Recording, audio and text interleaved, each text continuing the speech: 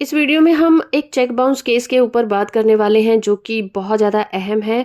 और ये केस आया था इलाहाबाद हाई कोर्ट में, जहां पर ये सवाल उठा था कि जब भी कोई चेक बाउंस होता है तो 15 दिनों का इंतज़ार करना ज़रूरी होता है या फिर उससे पहले भी शिकायत करी जा सकती है।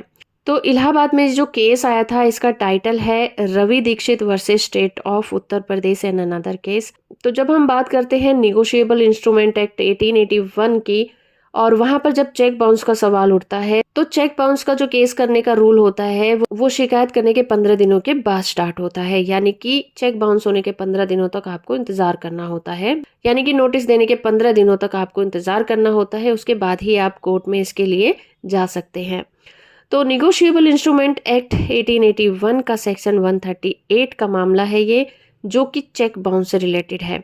इस केस में इलाहाबाद हाई कोर्ट ने ये माना कि अगर ये पता चल जाए कि सामने वाली पार्टी आपके पैसों का भुगतान नहीं करने वाली है, ना ही उसका ऐसा कोई इरादा दिखाई देता है, तो शिकायत करने के लिए 15 दिन का इंतजार करने की जरूरत बिल्कुल नहीं होती। यानी कि कोर्ट ने ये साफ कर दिया कि अगर आपको ये महसूस हो जाए कि सामने वाली पार्टी चाहे 15 दिन हो या 30 दिन हो, कितने भी दिन हो जाए, आपका पैसा वापस नहीं करेगी, तो आपको नोटिस देने के बाद 15 दिनों का इंतजार करने की जरूरत बिल्कुल नहीं है। इस केस की सुनवाई जस्टिस डॉक्टर कौशल जयेंद्र ठाकर की बेंच कर रही थी।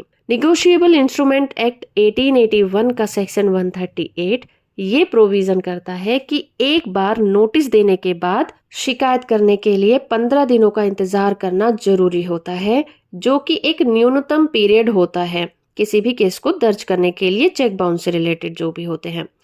लेकिन इस केस में कोर्ट ने पाया कि नोटिस के जवाब में जो एप्लीकेंट था उसने भुगतान करने का कोई इरादा नहीं रखा था, ना वो पैसे देना चाहता था।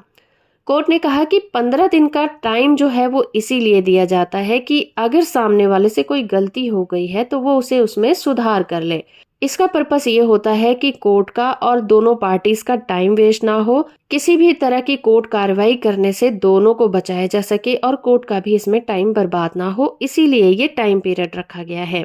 लेकिन इस केस में हाई कोर्ट ने एन परमेश्वरम उन्नी वर्सेस कन्नन केस में सुप्रीम कोर्ट ने एक फैसला सुनाया था, उस पर भरोसा जताया। इस केस में सुप्रीम कोर्ट ने कहा था कि क्योंकि मामले में नोटिस को याचिकाकर्ता को दिया गया माना गया था और यह एक दायित्व के तहत था कि नोटिस मिलने के बाद वो उस शर्त को पूरा करेगा, लेकिन पैसे देने की शर्त को पूरा नहीं किया गया, इसीलिए हाई कोर्ट ने याचिका को खारिज कर दिया और मुकदमे पर 15,000 रुपए की लागत भी लगाई। तो हो फ्रेंड कि ये वीडियो आपको इन्फॉर्मेटिव लगा होगा। वीडियो को लाइक और चैनल को सब्सक्राइब करना बिल्कुल मत भूलिएगा।